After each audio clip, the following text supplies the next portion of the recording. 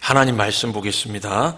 오늘은 마태복음 5장 3절 말씀 되겠습니다. 우리 한 목소리로 합독을 하겠습니다. 함께 읽겠습니다. 시작. 심령이 가난한 자는 복이 있나니 천국이 그들의 것임이요. 아멘. 할렐루야. 네, 살아계신 하나님께서 이 시간도 우리와 함께 하시고 우리의 심령과 또 하늘의 큰 하나님의 은총과 평안을 우리 성령님 통해서 우리 가운데 부어주실 줄을 믿습니다. 오늘은 이 본 말씀 가지고 내 삶을 변화시키는 힐링 초이스라는 제목으로 하나님 말씀 증거하도록 하겠습니다. 어른아이 할 것 없이 좋아하는 게임 중에 그 두더지 게임이라는 게 있습니다. 이 구멍에서 두더지 머리가 올라갈 때마다 이게 망치로 탕탕 때리는 게임 아시죠? 이 망치로 내려치자마자 어떤 일이 생깁니까? 이 또 다른 두더지가 올라옵니다. 망치로 두더지 한 마리를 물리치면은 두 마리, 세 마리가 뿅 하고 올라오기도 하죠. 여러분, 이 두더지 게임이 꼭 우리 인생 같다는 생각을 합니다.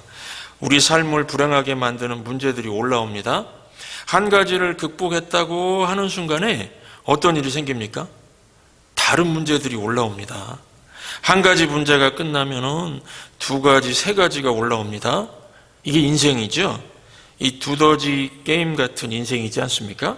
문제들 뿐만 아니라 이 죄의 유혹들이 막 올라옵니다. 한 가지 죄를 극복했다고 하는 순간에 죄의 유혹이 다른 게 막 다 올라옵니다. 그 서점에 있는 자아개발 책들을 보면은 두더지 같은 문제들, 죄의 유혹을 빨리 내려치는 법을 가르쳐 주려고 하는데요. 빨리 내려치면 뭐합니까? 다른 것들이 올라오는데요. 하나님 말씀은요, 이 두더지 같은 게임 인생, 이 두더지 게임을 끝내는 법을 가르쳐 줍니다. 그래서 수많은 책들보다 하나님 말씀인 성경 한 권이 더 가치가 있습니다. 저는 앞으로 8주 동안 성경을 통해서 이 두더지 게임을 끝내는 법을 말씀드리려고 하는데 매 예배 시간마다 여러분이 한 가지 해주셔야 할 게 있습니다. 바로 선택입니다. 설교 제목에 힐링 초이스라는 말을 썼는데 말 그대로 삶을 힐링하려면요, 초이스, 선택이라는 거죠. 삶을 힐링하려면 선택이 필요하다는 것입니다. 사람에게 자유의지를 주셨지요. 인생은 내가 선택할 수가 있습니다. 내 삶이 변화되고 내 삶이 치유되려면 내가 내 선택과 내 행동에 책임을 지겠습니다 하는 태도가 필요합니다.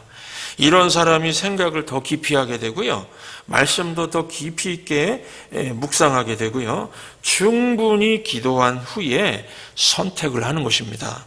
앞으로 8주 동안 우리는 하나님 말씀 앞에서 선택해야 할 모멘트, 순간이죠. 내가 이렇게 하겠습니다라고 선택해야 될 그 모멘트가 있으실 겁니다. 그때 여러분들이 선택을 하시면 힐링이 시작될 겁니다. 그래서 힐링 초이스라고 표현한 것입니다. 하나님 말씀대로 살아보겠습니다라고 하는 여러분의 선택이 여러분의 영혼과 삶을 힐링하게 해준다는 것입니다. 이 8주 동안 모두 8가지 힐링 초이스를 우리가 살필 것입니다. 오늘은 첫 번째로 말씀드릴 힐링 초이스는요, 나는 하나님 앞에 심령이 가난한 자가 되겠습니다. 나는 하나님 앞에 심령이 가난한 자가 되겠습니다를 선택하는 겁니다. 이 말은 돈도 안 벌고 가난하게 살겠다는 말이 아닙니다. 오늘 마태복음 5장 3절에 보시면 심령이 가난한 자는 복이 있나니 라고 했습니다. 이 심령이 가난하다는 것은 영적인 가난을 말합니다. 내 죄성을 깨닫고요, 내 무능함을 깨닫고 내 한계를 깨닫는 것을 말합니다. 그 God's Word 영어 번역 성경을 보면은 이 심령이 가난한 자를 자신이 영적으로 무력하다는 걸 깨닫는 자, 이렇게 번역을 했습니다. 여러분, 내 자신이 영적으로 무력하다는 것을 깨닫는 것이 왜 그렇게 중요할까요? 인생의 모든 문제들의 뿌리가 되는 것이 내 자신이 하나님같이 살려고 하는 영적인 자만에서 오기 때문에 그렇습니다. 내가 하나님같이 행동하려고 하고 하나님께 물어보지도 않고요, 내 스스로 선택과 결정을 하며 살 때에 삶의 모든 문제들이 생겨나기 때문에 그렇습니다. 인간의 가장 오래되고 인간이 첫 번째로 받았던 유혹이 무엇입니까? 하나님처럼 되어보겠다는 것이었습니다. 에덴 동산에 살던 그 최초의 인간 아담에게 하나님이 선택하라고 주신 게 무엇이죠? 하나님이 선택하라고 주신 것은 선악과를 먹지 말라였습니다. 이 말씀은 아담을 위해서 주신 말씀이었습니다. 네가 우주 만물을 다스릴 능력을 받았어도 너는 하나님이 아니다는 겁니다. 그래서 선악과를 보면서 나는 하나님이 아니지, 겸손해야지, 이 선택을 하라고 하신 것입니다. 많은 사람들이요, 하나님의 이 배려를 이해하지 못해가지고요, 하나님 때문에 아담이 범죄하게 되었다고 합니다.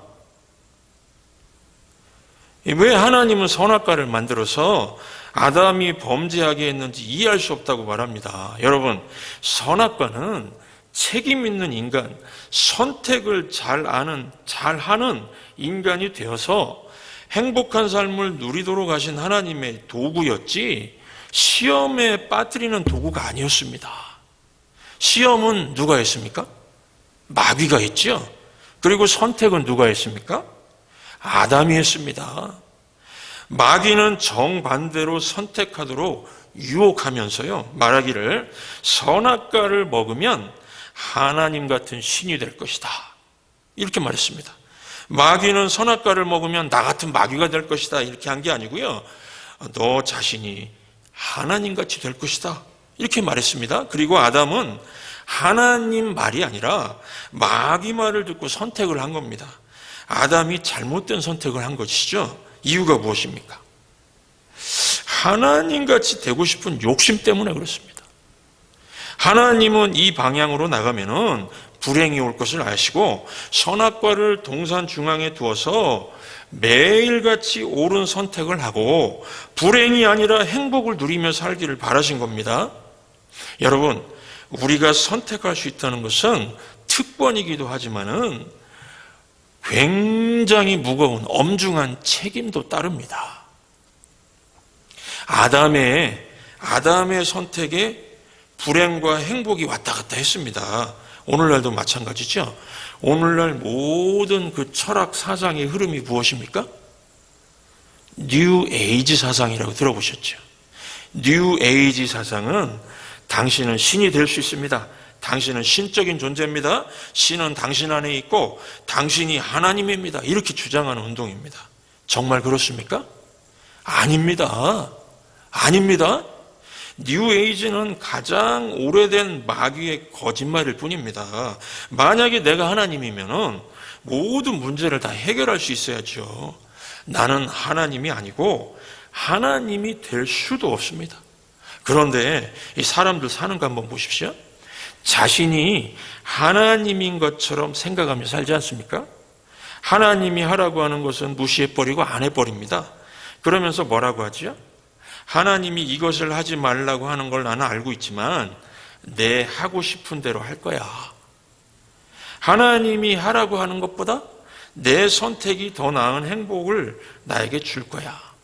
하나님은 11조를 하라고 했지만은 나는 내 생각대로 할 거야.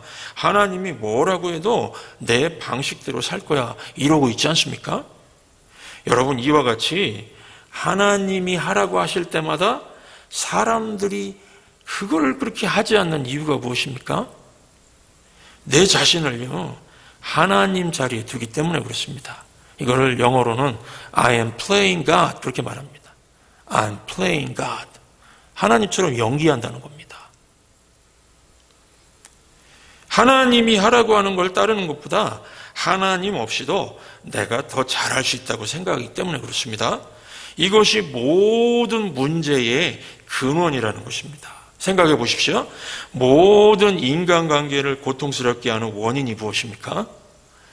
내 자신입니다. 내 자신. 우리에게 다양한 문제들이 있지만 원인은 똑같습니다. 내가 문제 아닙니까? 내 자신이 나를 망하게 하는 왼수입니다. 왼수. 내 자신이 문제를 일으키는 주범입니다. 그렇다면 스스로 자기 한계를 인정하고 약한 자임을 인정해야 하지 않습니까? 심령이 가난해져야지요. 그런데 사람들은 하나님보다 자기 자신을 너무 믿습니다. 너무 과신합니다. 이것을 영적인 자만 그렇게 말합니다. 자기 의욕과 자기 큰소리로 모든 것을 할 수 있을 거라고 생각한다는 것입니다. 성경은요, 유혹으로부터 자유로운 사람은 없다 반복해서 말합니다. 선줄로 생각하는 자는 넘어질까 조심하라고요. 그런데 자기는 그렇지 않다고 그렇게 말합니다. 설마 나는 그렇지 않아.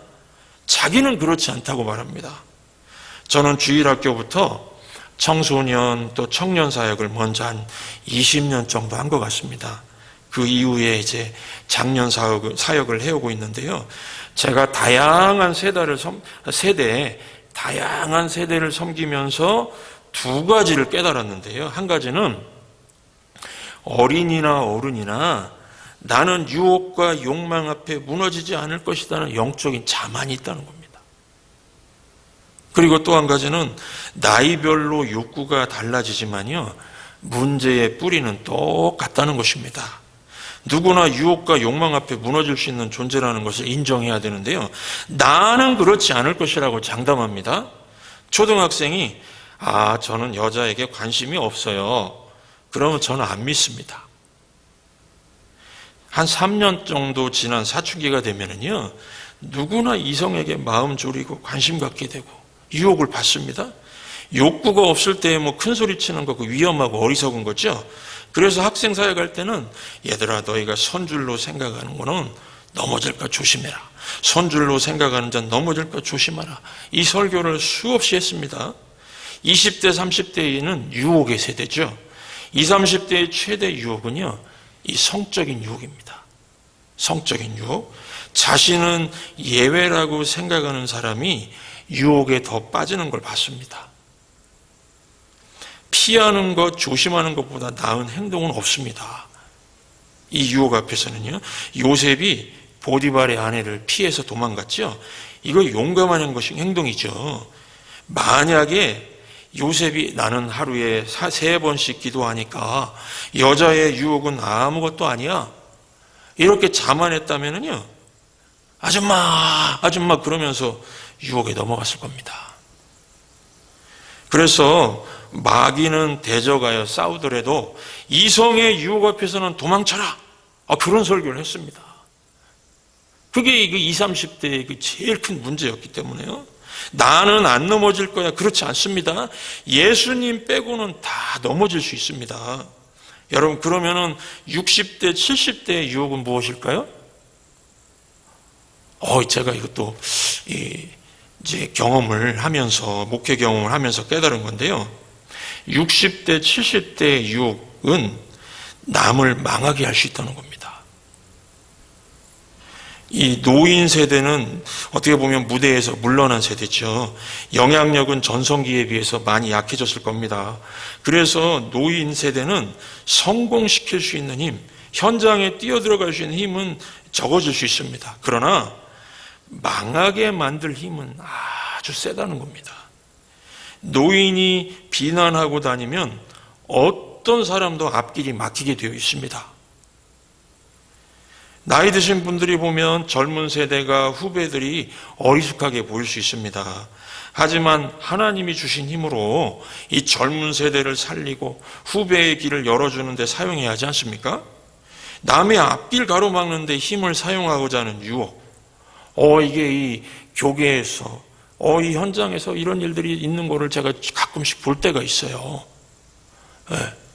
그 후배의 길을 막아버리는 그런 길. 여러분, 이거 무서운 유혹입니다. 이것의 뿌리도 무엇입니까? 나에게는 힘이 있다, 나를 우습게 보지 말라는 거죠. 잘 보십시오. 모든 문제의 근원은 나이에 상관없이 결국에 내 자신입니다. 이 뿌리가 뭐라고요? 나의 한계와 나의 약점을 인정하기보다는 나는 여전히 힘이 있고 강하고 내 선택은 옳다고 하는 영적인 자만 때문입니다. 마태복음 5장 3절은 이것을 깨닫는 것이 새로운 삶의 출발이라고 합니다. 나는 영적으로 무력한 자입니다. 나는 심령이 가난한 자입니다를 인정합니다. 이렇게 고백하라는 것입니다. 그러면요, 두 번째로 어떻게 하면 우리가 심령이 가난한 자가 될 수 있을까요? 어떻게 하면 우리가 심령이 가난한 자가 될 수가 있겠습니까? 하나님 말씀에 동의하십시오. 하나님이 그렇다고 하면 인정하십시오. 그래야 됩니다. 요한 1서 1장 9절 보시면은 만일 우리가 우리 죄를 자백하면 그는 미쁘시고 의로우사 우리 죄를 사하시며 우리를 모든 불의에서 깨끗하게 하실 것이요 라고 했습니다. 여기 자백하면, 죄를 자백하면 이렇게 말했는데 자백이 영어로 confess입니다. confess. 이 con은 together, 함께라는 뜻이고요. fess는 speak, 말하다는 뜻입니다. 함께 말한다. confess는 함께 말한다, 동의하다는 뜻이 있습니다. 하나님이 말씀이 옳고 제가 틀렸습니다. 이것을 인정하는 거. 여기서부터 출발한다는 겁니다. 여러분, 하나님은 전지전능하십니다. 하지만 나는 무지무능합니다. 나는 모르는 것 투성이고 능력도 없습니다. 이거 인정하십니까? 이거 겸손하게 인정하십니까? 이게 참회, 회개라고 하는 겁니다. 참회, 회개.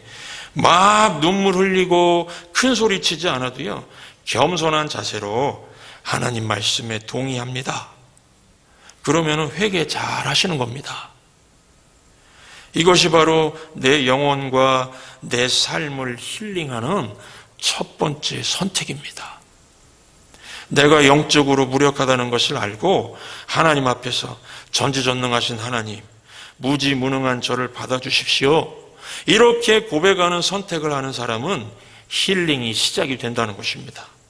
여러분, 하나님께서 우리를 왜 죄인이라고 하시는가 하면요, 전지전능한 하나님, 무지무능한 나, 이거를 인정을 하지 않기 때문입니다. 교회 다니시는 분들 중에도요, 실천적인 무신론자들이 있습니다. 행동에서는 하나님을 안 믿습니다. 나를 믿지 하나님의 말씀을 순종을 안 합니다. 실천적 무신론자들이죠. 그래서 이것을 인정하라고 죄인 하는 것입니다. 알코올 중독자 모임에 가면은 중독 치료를 위해서 첫 번째로 하는 것이 나는 알코올 중독자입니다. I am alcoholic 이라고 인정하게 만듭니다. 이것에 동의하는 순간부터 치료가 시작이 됩니다. 내가 알코올 중독자인 것을 인정하지 않으면요, 치료를 할 수가 없습니다. 그래서 하나님도 우리의 힐링을 위해서 우리 자신이 인정하길 원하시는 겁니다. 인정을 해야 치료가 되니까요. 교회 오면은 죄인 하는 말이 듣기 싫다고 하시는 분도 계시는데, 나는 죄인입니다 이 말이 치료의 시작입니다. 요한일서 3장 4절을 보시면 죄를 짓는 자마다 불법을 행하나니 죄는 불법이라 이렇게 말했습니다. 무엇이 죄라고요? 불법. 죄가 불법이라고 했는데 이걸 영어 성경은 좀 더 직역을 했습니다. 죄는 lawlessness 이렇게 말했습니다. 죄는 lawlessness. law가 법이죠. less라는 말은 없다는 뜻입니다. 그러니까 불법은 직역하면은 무법입니다. 무법. 죄는 무법. 여러분, 무법하면은 무엇이 연상되십니까? 서부 영화 황야의 무법자. 무법자에게는 법이 있습니까? 없습니까? 무법자에게도 법이 있기는 있는데요, 내가 법입니다. 자기가 법입니다. 그러니까 누가 죽어야 된다를 누가 결정합니까? 자기가 결정합니다. 언제 죽이고 어떻게 죽일 것인가? 자기가 결정합니다. 무법자는 법이 없는 사람이 아니라 자기가 법인 사람입니다. 여러분, 우리가 다 무법자라는 거 아십니까? 우리가 왜 부부싸움을 하지요? 무법자라서 그렇습니다. 무법자끼리 붙는 겁니다. 예를 들면은 남자는 어릴 때 소년이었을 때 맨날 술 먹고 늦게 들어오는 아버지 보면서 자랐습니다. 그런데도 어머니는 옆에서 술국 끓여드리고 한마디 불평하는 어머니였습니다. 그걸 보면서 이 남자는 자기 나름대로 남편은 이래야 되고 아내는 이래야 한다는 법이 생겼습니다. 그런데 반대로 소녀는 맨날 아버지가 일찍 와가지고 애처가여가지고요, 막 설거지 도와드리고 빨래 같이 하고 그런 부모님을 보면서 자랐습니다. 이 소녀가 여자가 되어서 이 여자 역시 남편은 이래야 된다는 자기 나름대로의 법이 생겼습니다. 그런데 이 두 사람이 부부가 되었습니다. 이 법이 서로 다른 것입니다. 다른 두 법이 만나서 짱 하고 붙는 거, 이게 부부싸움입니다. 서로 법이 틀린 겁니다. 서로 틀린 법을 가지고 서로 맞추려고 하니까 싸우는 겁니다. 무법자들끼리의 싸움이죠. 제가 아는 어떤 목사님은 그 홀어머니, 아버지가 일찍 돌아가시고 홀어머니가 돼서 독자로 이렇게 자랐습니다. 이분이 이제 신학교를 가서 목사가 되었는데 이 사모님을 만났는데요. 사모님은 아주 행복한 가정, 동생도 있고 오빠도 있고 그런 화목한 가정에서 자랐습니다. 그러다 보니까 가정에 대한 생각과 이 기준과 기대 다 틀린 겁니다. 너무 틀려가지고요, 문제가 생기고 갈등이 생겼을 때에 교인들 모르게 많이 싸웠답니다. 목사들도 부부싸움 할까요, 안 할까요? 하죠. 모르게 합니다. 이 부부싸움이 줄어들지 않으니까 어느 날은 목사님이 사모님에게 우리 두 사람이 지금부터 하나님의 법대로 합시다. 하나님의 법대로 합시다. 그랬더니요, 그날 이후부터 싸움이 싹 줄었다가 아니라 한 60, 70% 정도 줄어들게 되었다고 합니다. 여러분, 어떤 갈등이 있을 때, 의견 대립이 있을 때 가만히 한번 들여다보시기 바랍니다. 자기가 법입니다. 자기가 법입니다. 가정에서도 보면은 부부는 이래야 되고 자녀는 이래야 되고, 직장에서도 보면요, 누구는 이래야 되고 저 사람은 이래야 되고, 심지어는 교회에서도요, 하나님은 이래야 되고. 우리가 어느 정도로 무법자인 줄 아십니까? 하나님은 이래야 된답니다. 하나님은 이래야 되는데 하나님이 그렇지가 않대요. 그래서 자기는 하나님을 안 믿겠다, 그렇게 말하는 사람도 있습니다. 얼마나 무례한 무법자입니까? 우리가 그 정도로 무법자입니다. 그래서 이 죄라는 것은, 물론 우리가 도둑질하고 그런 것도 죄겠지만은 성경에서는 그것을 구별하고 있습니다. 죄를 단수와 복수로 구분합니다. 우리가 도둑질하고 싸우는 이것들은 sins라고 해서 죄들 이렇게 말합니다. 죄들은 내가 무법자이기 때문에 생기는 결과들입니다. 그리고 하나님이 마땅히 법이어야 되는데 내가 법이다라고 주장하는 그 무법자의 주장, 이것을 단수로 sin이라고 말하고 원죄 이렇게 말합니다. 그러니까 원죄는요, 내 인생에 하나님이 끼어들지 못하게 하고 내가 법인 것처럼 사는 겁니다. 여기에서 온갖 죄들이 나오는 것입니다. 그래서 왜 이리 갈등이 많고 왜 이리 싸움이 많고 왜 이리 투쟁이 많느냐 하면은 이 무법자들끼리 붙기 때문에 그렇습니다. 무법자들끼리 붙습니다. 여러분, 무법자들끼리 붙으면 누가 승리할까요? 무법자들끼리 붙으면은 힘이 센 사람이 이깁니다. 목소리 큰 사람이 이깁니다. 그런데 그렇게 힘이 센 사람이 이긴 승리는 어떻습니까? 상처가 남습니다. 상처가 남습니다. 상처만 남는 승리지 참된 평안이 없습니다. 아픈 인생이 된다는 겁니다. 그래서 인생이 아프게 되는 겁니다. 그러므로 이 시간 우리는 겸손하게 힐링 초이스를 해야 되겠습니다. 힐링 초이스입니다. 말 그대로 힐링 초이스. 내가 하나님 앞에 이렇게 하나님 말씀에 동의하고 이걸 선택합니다. 그럴 때 힐링이 시작된다는 것입니다. 하나님 앞에 나는 죄인이 맞습니다. 여러분, 죄인 맞지요? 무법자니까 죄인입니다. 무법자처럼 사니까요. 하나님이 법인데 내 자신이 법인 것처럼 살았습니다. 얼마나 우리가 순간순간에 실천적 무신론자가 됩니까? 하나님 말씀을 따르질 않습니다. 그래서 제가 무법자에서 많은 문제를 일으키고 많은 사람들에게 상처를 입혔습니다. 하나님 없이도 잘 살 수 있을 것이라고 생각한 것이 틀렸다는 이 하나님 성경 말씀에 동의합니다. 회개합니다. 이제부터는 나는 영적으로 무력한 자입니다. 심령이 가난한 자입니다. 이 진리를 인정하고 하나님 앞에 살겠습니다. 그래서 부부싸움 막 일어나려고 하는 순간에도 우리 하나님의 법대로 합시다. 이 선택하는 겁니다. 전지전능하신 하나님이 우리 부부 사이에, 우리 가정에, 우리 직장에 법이 되어 주십시오. 이 힐링 초이스를 꼭 하셔서 이전과는 전혀 새로운 삶을 사시기를 주의 이름으로 축원합니다.